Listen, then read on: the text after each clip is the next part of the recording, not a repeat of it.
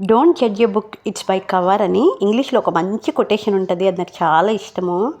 మనం కూడా మన లైఫ్లో కూడా చాలామందికి పై రూపాన్ని చూసి ఎస్టిమేట్ చేసేస్తూ ఉంటాం. వీళ్ళు ఇలాంటి వాళ్ళు, వాళ్ళు అలాంటి వాళ్ళు, వీళ్ళు లేనోళ్ళు, వీళ్ళు ఉన్నోళ్ళు అని చెప్తూ ఉంటారు. కానీ నిజానికి అది కాదు. మనం లోపల వాళ్ళని పరిశీలించినప్పుడు వాళ్ళు ఉన్నోళ్ళ, లేనోళ్ళ, మంచోళ్ళ, చెడ్డోళ్ళ అని చెప్పగలుగుతాము. కానీ చాలామంది ఎలా ఎస్టిమేట్ చేస్తారంటే, బాగా ధనం ఉండి, బాగా నగలు నట్ర వేసుకున్నారనుకోండి, ఎక్కువ బంగారం వేసుకుంటే వీళ్ళు బాగా ఉన్నోళ్ళని, ఏమీ లేకుండా నార్మల్గా సింపుల్గా ఉన్నారనుకోండి వీళ్ళు ఏమీ లేనోళ్ళని, వీళ్ళు ఉద్యోగం చేసిన వాళ్ళు ఉన్నోళ్ళని, ఉద్యోగం చేయకుండా ఇంట్లో ఉండే ఇళ్ళల్లో ఉంటారు కదా, వాళ్ళకి ఏమీ లేదని.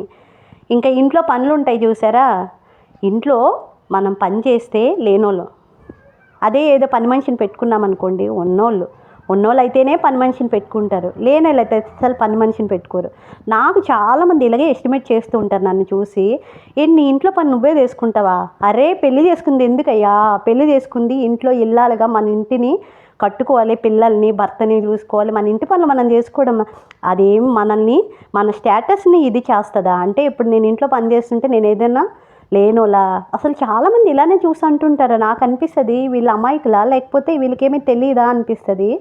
బట్ వాటినైతే నేను పట్టించుకోను. కానీ నేను ఒకటే లోబడతాను, దేవుని మాటకు లోబడతాను, దేవుని వాక్యాన్ని బాగా గుర్తుపెట్టుకుంటాను, అది నా జీవితంలో అప్లై చేసుకుంటాను. ఎందుకంటే నాకు చాలా ఇష్టమైంది బైబిల్లో సామెతలు 31 చాప్టర్లో ఒక గుణవతి అయిన భార్య ఎలా ఉంటుందో అనేది చక్కగా సొలొమోను వివరించాడు. నాకు అది ఎప్పుడు ఆ వాక్యం అయితే గుర్తుపెట్టుకుంటాను, నా జీవితంలో అనువదించుకుంటాను. గుణవతి అయిన భార్య దొరకడం అనేది ముత్యం కంటే మేలైందంట, పెరలతో పోల్చారు, అంతకన్నా దానం ఏముంటుంది. అంతేకాదు వేకువనే లేచి, ఆమె చీకటితోనే లేచి తన ఇంటి వారికి భోజనం సిద్ధపరుస్తుందంట. మరి తన పని తను చేసుకుంటేనే కదా తన ముత్యంతో పోల్చబడింది. మరి మన పనులు మనం చేసుకుంటే తప్పేముంది, అది ఉన్న వల్ల లేని వాళ్ళని ఎలా పోలుస్తారు. అంతేకాదు తన నడుము కట్టుకొని నడికట్టు చేత నడుము బలపరుచుకొని చేతులతో బలంగా పనిచేయనని వాక్యం సెలవిస్తుంటే, అబ్బా మన పని మనం చేసుకోవడం తప్ప, ఇంకా మనం బయటికి జిమ్ముకు దీనికి వెళ్ళి ఇంట్లో పని మనిషిని పెట్టుకునే కన్నా మనమే మన ఇంటి పని చేసుకుంటే మన శరీర బరువును తగ్గించుకుంటే అది కదా కరెక్ట్, అది కదా జ్ఞానము.